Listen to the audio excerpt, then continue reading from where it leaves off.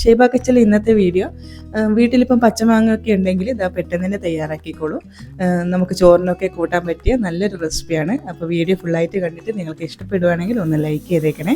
എന്നാൽ നമുക്ക് ഈ ഒരു റെസിപ്പി എങ്ങനെയാണെന്ന് നോക്കാം. അപ്പോൾ ഞാനിതാ തേങ്ങ ചിരവി എടുത്തിട്ടുണ്ട്. ഇനി നമുക്ക് ഒരു മാങ്ങയാണ് വേണ്ടത്. ഒരു മീഡിയം സൈസുള്ളൊരു കുഞ്ഞു മാങ്ങയും കൂടി എടുത്തിട്ടുണ്ട്.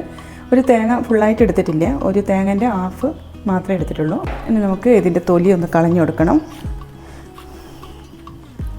മാങ്ങൻ്റെ തൊലി കളഞ്ഞിട്ട് തന്നെ എടുക്കണേ. അപ്പോൾ ഞാനിതാ ഒരു മിക്സിയുടെ ജാർ എടുത്തിട്ടുണ്ട്, ചെറിയ ജാറാണ് എടുത്തത്. അതിലേക്ക് നമുക്ക് നമ്മൾ ചിരവി വെച്ചിട്ടുള്ള തേങ്ങ ഇട്ട് കൊടുക്കാം. അപ്പോൾ ഞാനിതാ ഇതിലേക്ക് തന്നെ നമുക്ക് മാങ്ങ കട്ട് ചെയ്തിട്ടങ്ങ് ഇട്ട് കൊടുക്കാം. നല്ല പച്ച മാങ്ങയൊക്കെ ആണെങ്കിൽ ഇതിലും കുറച്ചും കൂടി ടേസ്റ്റ് ഉണ്ടാവും. ഇത് വെച്ചിട്ട് കുറച്ച് പഴുത്ത് പോയി കേട്ടോ എൻ്റെ മാങ്ങ. അപ്പോൾ ഞാനിതാ ഇതിലേക്ക് തന്നെ 1 ടീസ്പൂണ് ചെറിയ ജീരകം ഇട്ട് കൊടുക്കുന്നുണ്ട്. കൂടി പോകണ്ട, 1 ടീസ്പൂൺ മാത്രം മതി. 1 ടേബിൾ സ്പൂണോളം നമ്മൾ കടുക് ഇട്ട് കൊടുക്കുന്നുണ്ട്.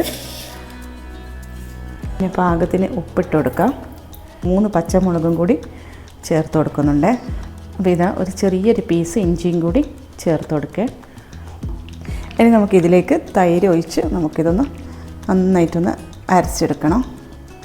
അതായത് വെള്ളം ഒഴിച്ചു കൊടുക്കാതെ എത്രയാണോ അരക്കാൻ വേണ്ട തൈര് മാത്രം ഒഴിച്ചു കൊടുക്കുക. എത്ര ലൂസ് വേണോ ആ ലൂസിന് കണക്കാക്കിയിട്ട് നമ്മൾ തൈര് മാത്രം ഒഴിച്ചു കൊടുക്കുക.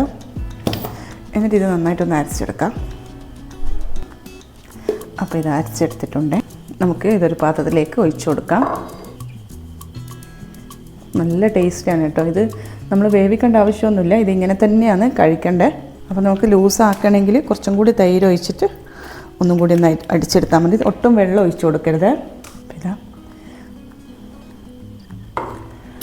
ഇനി എന്നിട്ട് മിക്സാക്കി കൊടുക്കാം.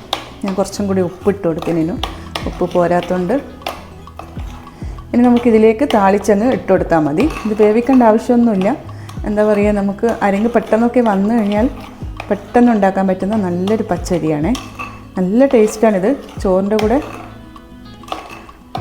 നല്ല പച്ച മാങ്ങ തന്നെ എടുക്കണം. അപ്പം ആ ഒരു പുളിപ്പും മാങ്ങൻ്റെ പുളിപ്പും എല്ലാം കൂടിയും വരുമ്പോൾ നല്ലൊരു ടേസ്റ്റാണ്. ഇതിപ്പോൾ ആയിട്ടുണ്ട്. ഇനി നമുക്കിതിലേക്ക് താളിച്ച് ഒഴിച്ചു കൊടുക്കാം. ഒരു കറിയും ഇല്ലെങ്കിലും നമുക്ക് ഈ ഒരു പച്ചടി മതി. ഒരു തേങ്ങ അരച്ച കറി ഉണ്ടായാൽ സൂപ്പറായിട്ട് നമുക്ക് ചോറ് വയ്ക്കാം. നല്ല ടേസ്റ്റിൽ നമുക്ക് ചോറ് വയ്ക്കാൻ പറ്റും. അപ്പോൾ എല്ലാവരും ഒന്ന് ട്രൈ ആക്കി നോക്ക്. നിങ്ങൾക്ക് ഇഷ്ടപ്പെടുമെന്നുള്ളത് ഉറപ്പാണ്. അപ്പോൾ ഇഷ്ടപ്പെടുവാണെങ്കിൽ ഒന്ന് ലൈക്ക് ചെയ്യുക. പിന്നെ സബ്സ്ക്രൈബ് ചെയ്യാതെ കാണുന്നവരാണെങ്കിൽ പ്ലീസ് ഒന്ന് സബ്സ്ക്രൈബും കൂടി ചെയ്തേക്കണേ.